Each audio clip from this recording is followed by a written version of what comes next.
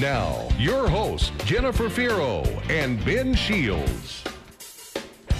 It's another wonderful night for the Coach Todd Dodge Show. Thank you so much for joining us, not only on KBEY 103.9, but also on Northland Channel 15. We're going until 7:30. We'll be taking your questions later on throughout the show. You can go to our website, KBEY-FM.com, KBEY-FM.com, and submit your question for a coach. So as Rouse 29-14, your Mustangs coach got out in front early, 14-0. Good momentum. It really was everything that we wanted as far as the start of a game. It talked about coming out expecting to win, being focused, being physical. We got the ball first. Went after him on the first play of the game with a big post route to Garrett Gray. Got us started, went in and scored after 4 or 5 plays. And our kids really, really played well. Defensively came down, got a stop. Next possession, get an interception. So, we're up 14-0, to start it. And so what you got to do in this league to get yourself in it. And just really proud of the way that our kids fought the entire ball game. Coach, it just occurs to me that they put together the second half against Cedar Park, which I thought was the most outstanding second half the Mustangs had played since maybe perhaps the Smithville game. And then you start the first quarter off, so that's 3 straight quarters of really great football. Is that a good measurement of how far your team has grown over the last several weeks? Well, I think it is. I think it's what most important thing is that our players can gain confidence and really start to wrap themselves in what we can be. And it seems like I say that a lot, but it's so important, that confidence, that you gain. So we played the defending state champions and the defending state semifinalists. Those two teams played 31 combined football games last year, and so they're playing with a lot of confidence. But we were able to get some things done in the second half of 2 weeks ago, and then of this last Friday night against Rouse, a very good football team, throughout the game, and played our absolute best defensive game of the year against a team that had been putting up a lot of points. Last week, you talked about getting off to a good start. What did y'all do differently this past week, or what did the guys do differently for them to get that good start? I don't know that we didn't change offenses. It's just a matter of getting back to who we are. We had scored on the first possession of every game except for Cedar Park. I mean, that's just what we do. We get off to good starts. That's the only game of the year that we've gotten off to a slow start. And so, I reminded our players of that on the offense side of the ball. That's what we do. We score on the first possession because it's a goal. In most games, we score on the first possession in the second half. So, as a play caller and everything, we wanted to get an explosive to start the game. And so we got in a run-heavy set that we had showed the week before, got their safety to come downhill, got one-on-one with Garrett on the corner, and got the big play to start it. And that, kind of ignited us in the first quarter. Well, Coach, you mentioned one thing that I was hoping you could elaborate on.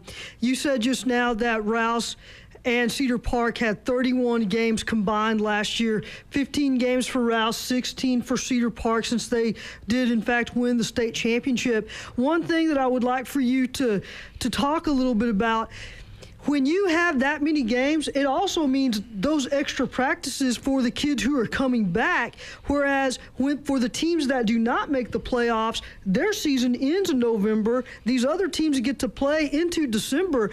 Does the average fan underestimate the importance of those extra practices in November and December? No, I think it's one of the most underestimated factors of high school football in the state of Texas when you have programs that start to be built and they start to reload every year.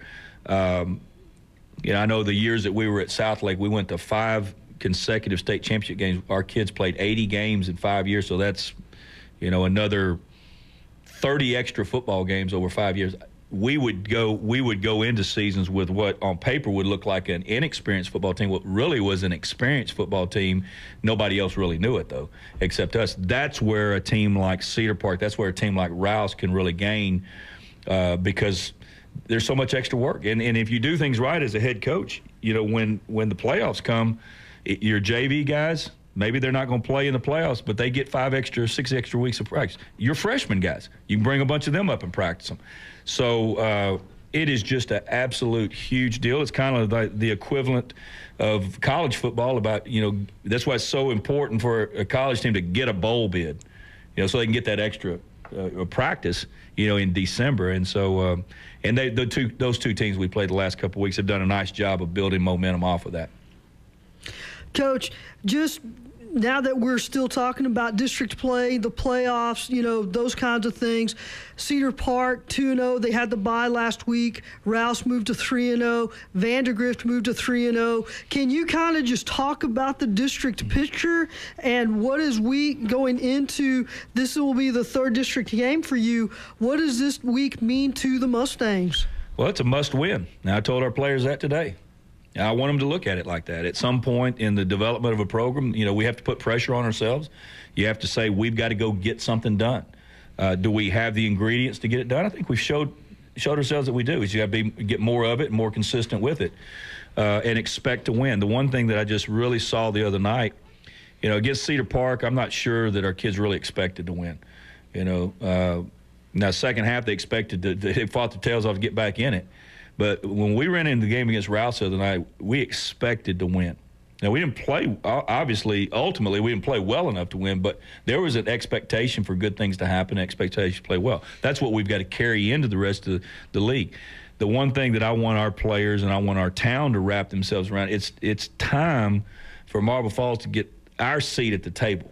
You know, and that's the thing that I just wanted to get these kids to get a taste of, you know, because it's really kind of playoff football. The next 4 weeks, it's playoff football.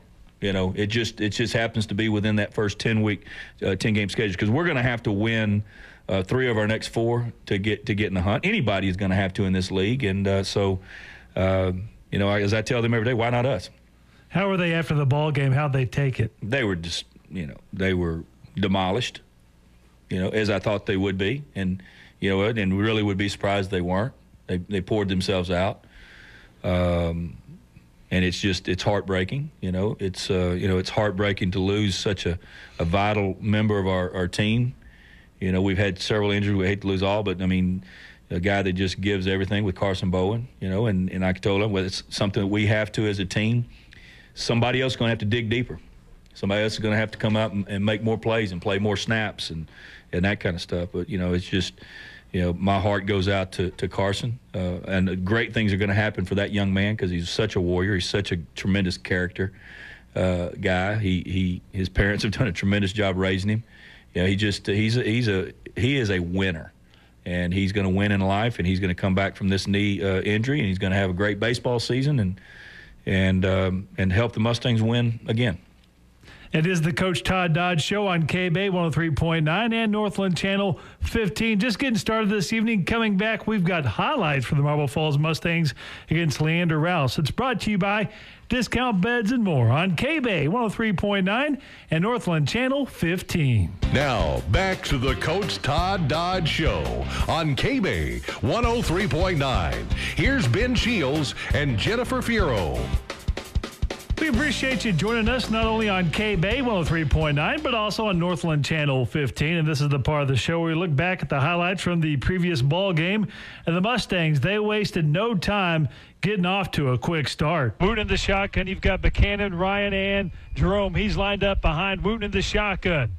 He'll fake the handoff to Buchanan. Want to throw deep for Garrett Gray. He's wide open. He's got it at the 30, the 25, the 20. Dragged down at the 16-yard line. And a great way to get this game going for the Marble Falls Mustangs. And that's going to be 50 yards. Wooten to Garrett Gray, who was wide open. Coach, y'all had that 3-back set, and y'all go deep. Yeah, it was a set that it will continue to be a part of what we're doing. You know, we're trying to be a little bit more multiple in our sets and run some of the same things. But we had showed that against Cedar Park. Rouse is one of those teams that really like to get their safeties involved, and we heavy play action faked on the first play and got the safety down, got one-on-one. Anytime we can get Garrett one-on-one, we like our chances, and got nice protection on the play, and you know, we delivered. That big pass set up this touchdown. Handoff Jerome up the middle, and he fights for the end zone. He's in. Touchdown. 66-yard drive. What an impressive start to this ball game for the Mustangs on homecoming night. And then Keith Jerome goes 4 yards up the gut. Strong drive like that, Coach. How much confidence did it give your team? Well, it's huge confidence because that's a really good football team we're playing. We know that, the one thing that, you've got to do, you can't squander any of your opportunities. And as the game went on, we did that a little bit, but, we wanted to get a fast start. The week before, God, that really bothered our kids, that we had such just an inept first drive against Cedar Park, so much unlike us. And we wanted to make sure we went out and scored. And what better way to get a 50-yard completion on the first, play of the game. Rouse, they had great field position after a good kickoff return. It's 4th down, and then this happened. And the shotgun, it's Giesler back to his right on 4th down. He wants to throw. He's looking to his left. He's still looking, fires, and it is intercepted. Carson Bowen at the 16-yard line. So on 4th down, Giesler throws the ball. Carson steps in front of the pass, and the Mustangs have it after the turnover. And I believe that is the first Mustang interception of the season. And just a huge defensive play for your guys. Well, it's our senior free safety and starting receiver stepping up, and that entire drive was good. They moved the ball well, but as the highlight mentioned, they started on a short field. We need to do a better job on our kickoff coverage, on making people have to go 75 or 80 yards rather than 60 yards. But Carson stepped up big, and we got good pressure on the quarterback on that play, and huge stop for our defense. And then Wooten, he finds Gray yet again in the ball game. Wooten throwing downfield for Gray. He's wide open. He's got it. Touchdown. Blown coverage. Wooten, he had a man in his face, got rid of it, threw it for Gray, who was wide open, and into the end zone. A 38-yard touchdown pass. That's Wooten to Garrett Gray. And the Mustangs lead 13-0 with 6:03 to go in the opening quarter. And I think that Garrett showed the Rouse Raiders how fast he is. That's becoming commonplace now. 1 or 2 big pass plays between Wooten and Gray. Well, they are a great connection, and I told Brennan when he came off, on that one, I said, you need to go over there and thank all those offensive linemen for giving you that kind of time, because the way that play developed, they had a safety back, J.T. Watson, just things that people don't see. He did a tremendous job of stemming the safety, getting the safety to sit down on him and getting over the top. And let Garrett get over the top. Of course, the corner, Garrett released on the corner and kind of knocked him down, and so that's kind of why he ended up so wide open. But great protection, though. All right, Coach, and then another big defensive stop later on in the ball game, and we see a bouncing ball over the field. Giesler in the shotgun on 2nd down and goal at the 13-yard line. He'll have the snap. Again, wants to keep it. He's going to be hit. Bubbles the ball. It's loose. It's loose on the turf. And it's still loose, and the Mustangs jump on it. They'll get it at the 10-yard line. Looked like Leander Rouse, one of the linemen, was going to jump on it. It scored it out from underneath him, and the Mustangs able to jump on it at the 10-yard line. So a huge stop by the defense, and it's still a one-possession ball game. And that looked like a game of hot potato. Everybody wanted that ball, and nobody could get a handle on it. And the defense forces another turnover. Well, the goal that we have is to get 2 or more every game, and we got them, and that's something that has to happen the rest of the way. Stops, getting off the field, forcing punts, not giving up explosives. That's probably the best thing that our defense did last Friday night. Was that they got there, they had over 300 yards rushing. However, there was not the 50, 60-yard runs for touchdowns. There wasn't the 65-yard touchdown passes just in one chunk that are just demoralizing. So our kids started playing with more and more confidence. And for the betterment of the game, we were in the hunt the entire game. Coach, for those of us who've never played the game, because you talk about the hunt, and you and I always talk about unforced errors. There were some things that were uncharacteristic about the Mustangs last week. One of them were, you had 3 high snaps that gave Rouse some short fields, and then they were able to punch those in for scores. For those of us who've never played the game, can you tell us, how does a high snap happen? What do you attribute that to? Is it more mental? Is it more physical? Well, it's technique. It's a deal where you're not finishing, on the snap, or not finishing with his hand when he's stepping, and Sam Kahutek, absolutely love the kid to death. He snaps it, every single snap of the game. He is most of the time right on target. there's no one in the place didn't want to snap it over Brent's head more than he did. He'll come back. He'll be fine. You told him after the game, we don't blame him. We love him. We're going to support him. It's not his fault. So you go back to practice, you work on it, and after a while, after the first one, it comes a little bit mental, So we got to make sure he knows that, that we support him, and he'll do better. When you're snapping the ball in the shotgun every single play, how hard can that be on the center? Well, after a while, it's muscle memory, and it's really the ones that are low or the ones that are high. There's all technique. You can go back and you can look at it on video, and we've got several different angles, and we can coach off the video and show him what he did wrong. And more than anything, I like to show him what he did right when he's snapping it right. And this is why it's on the money most every time, is because you're finishing through with the hand and snapping it through, and rather than short it up. Usually if it's low, you're not finishing. Usually if it's high, you're raising up too soon, and that kind of deal. So there's always a reason. Same thing about coaching a quarterback. A lot of times there's a reason why you're inaccurate. It is the Coach Todd Dodge Show on KBEY 103.9 and Northland Channel 15. That'll wrap up looking back at the Leander Rouse ball game. Now the Mustangs travel this Friday, to take on Leander Vandegrift, and they are undefeated in district play atop the leaderboard along with Leander Rouse. So we'll look forward to the Vipers and much more. It's the Coach Todd Dodge Show, brought to you by Discount Beds and More in Marble Falls. Now, once again, here's Ben Shields and Jennifer Fierro. Glad you could join us on KBEY 103.9 and Northland Channel 15. It's the Coach Todd Dodge Show. We do it every single Tuesday night, and it's at our new time, 7 o'clock. So invite you to tune in or coming out to the KBEY studios. Also, get your questions in for Coach Dodge. We do have a question coming up later on. You go to our website, KBEY-FM.com. That's KBEY-FM.com. So the Mustangs travel to 22-22 to take on Vandegrift. They're 3-0 in district play, 6-1 overall. So, Coach, the Vipers come in. They came into the league the same year that the Rouse Raiders did. Well, I'll tell you, they've done a great job this year, and the record obviously proves it. 6-1 on the year. As we mentioned earlier, the only loss they had was to Hendrickson, but playing really well as a football team. Young quarterback Jamie Hudson has been outstanding as the season started. Kind of is the typical mold of a 22, 4A or 25 4A quarterback. A guy that's same type of guy like from Cedar Park, same type of guys from Rouse. They're going to run the ball with him, and he's good athletically, can throw the ball. Christian Reyes, junior running back. Remember him from last year. They've got a young running back named Travis Brannon, his sophomore, that's playing really well. I think on the defensive side of the ball, they've got some veterans. Number 18, Max Reagan, and number 10, Cody Brigham are the two returning starters at corner, and then Tristan Prukop is another returning starter at safety. So they're a team that plays well, tackles well.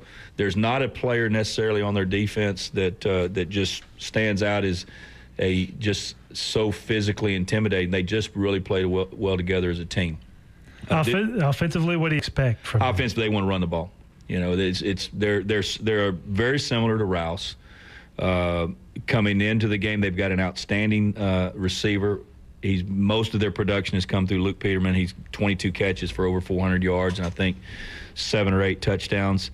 But other than that, they've got some other guys that can catch it. They haven't in the last 3 games. I think they've averaged 8 throws a game, and so we got to stop the run. That's what we have to do, and we have to come out and expect to win, and we've got to move the football, and we've got to make sure that we stay on the field offensively.